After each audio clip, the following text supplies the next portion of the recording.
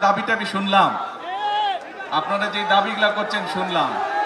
এখন প্রিয় ভাই বোনেরা, এক মিনিট কথা শুনতে হবে তো। চিৎকার পড়লে কথা হবে লাভ নাই, তো চিৎকার পড়লে হবে না, আস্তে ধীরে সুস্থে ঠান্ডা হতে হবে।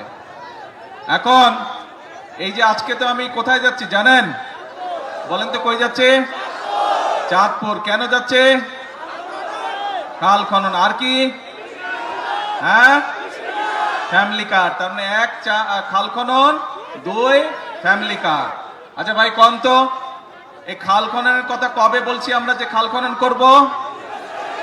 নির্বাচনের আগে। ফ্যামিলি কার্ড মাদের হাতে সারা বাংলাদেশে 4 কোটি পরিবার আছে এবং প্রত্যেক পরিবারের হাতে ধীরে ধীরে আমরা ফ্যামিলি কার্ড পৌঁছবো। এই কথাটি কবে বলছিলাম? আচ্ছা, কবে? নির্বাচনের আগে। আরো তো আছে, কৃষক কার্ডের কথা বলছিলাম, মনে আছে?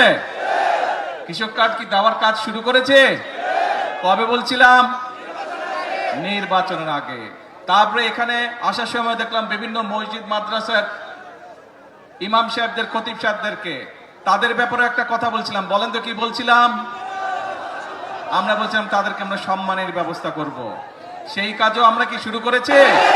আচ্ছা, কবে আমরা শুরু করি? নির্বাচনের 7,000 মসজিদ বলেন, মাদ্রাসা বলেন বা বিভিন্ন অন্য ধর্মের যেগুলো প্রতিষ্ঠান আছে, সেখানে যারা ধর্মীয় গুরু আছেন তাদেরকে আমরা রাষ্ট্রের পক্ষ থেকে সম্মানের ব্যবস্থা করেছি। তার মানে দাঁড়ালো কি, যেই কয়টা বললাম, আমরা দেশের মানুষকে বলেছিলাম খাল খনন করব, আপনারাই বললেন কাজ শুরু করেছি।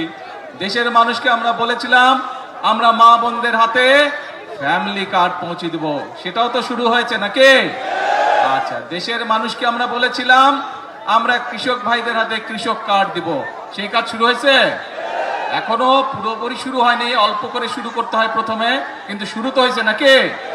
আচ্ছা, তারপরে দেশের মানুষকে বলেছিলাম যে ইমাম সাহেব সহ যারা আছে তাদেরকে আমরা সম্মানের ব্যবস্থা করবো, শুরু হয়েছে? দেখেন আপনারাই করলেন, সকলে শুনেছে। এরকম আরো কিছু কথা বলছিলাম। তার মানেটা দাঁড়ালো কে?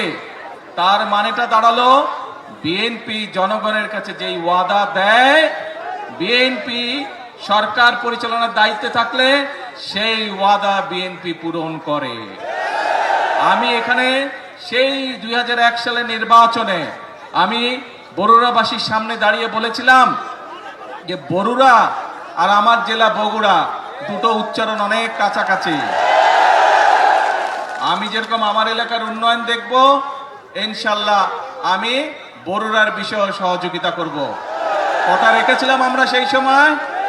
আপনাদের এখানে প্রচুর সেই সময় রাস্তাঘাট, স্কুল, কলেজ, ব্রিজ, কালভার্ট তৈরি হয়েছিল, কিন্তু এলাকার মানুষের যোগাযোগের জন্য, সুবিধার জন্য।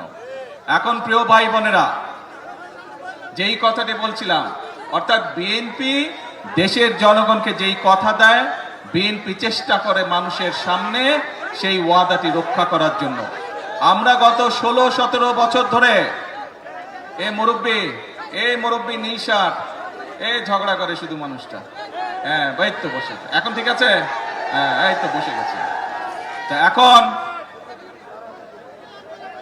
মূল কথা হচ্ছে যে এই যে আমরা দেখেন গত 16-17 বছর আছে, আপনাদের ভোট দেওয়ার অধিকার ছিল দেশের মানুষের, ভোট মানুষ দিতে পারে নাই।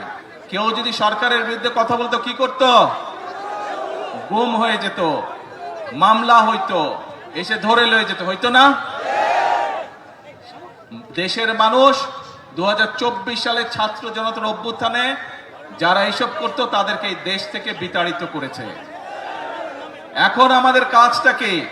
আমাদের মূল কাজ হচ্ছে আমরা আন্দোলন করেছি, সংগ্রাম করেছি, বাংলাদেশের মানুষ আন্দোলন করেছে, সংগ্রাম করেছে, বহু মানুষ শহীদ হয়েছে, বুকে তাজা রক্ত ঢেলে দিয়েছে দেশের মানুষের গণতন্ত্র প্রতিষ্ঠিত করার জন্য। আজ আলহামদুলিল্লাহ, আল্লাহর রহমতে দেশে গণতন্ত্র প্রতিষ্ঠিত হয়েছে।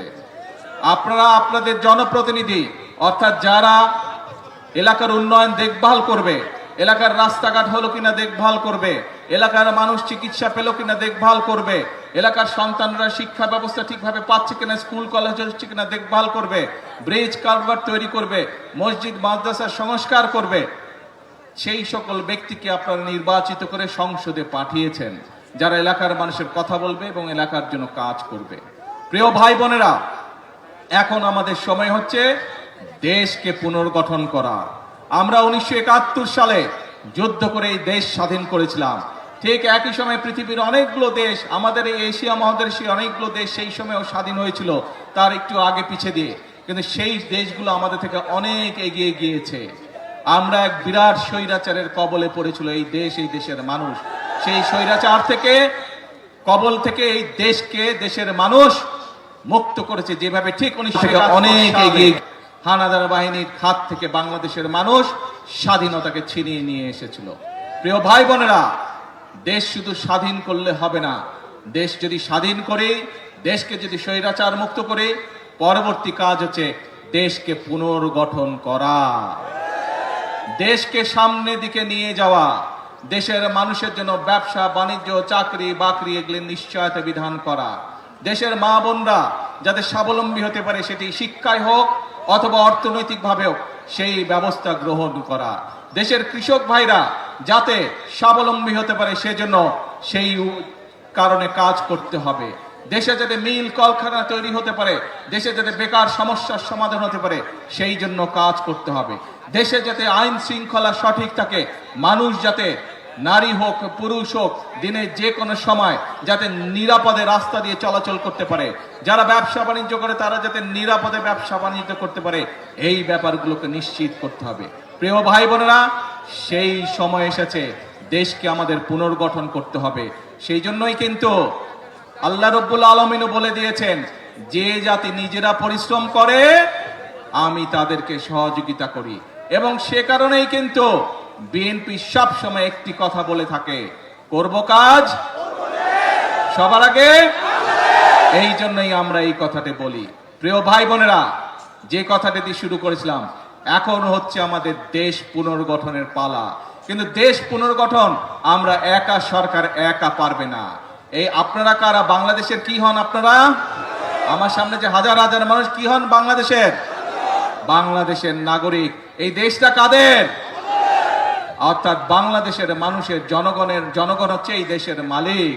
প্রিয় ভাই বোনেরা, সেজন্যই মালিক যখন নিজে দায়িত্ব নিয়ে তার দেশের দেখভাল করে, তখনই দেশ সামনের দিকে এগিয়ে যায়।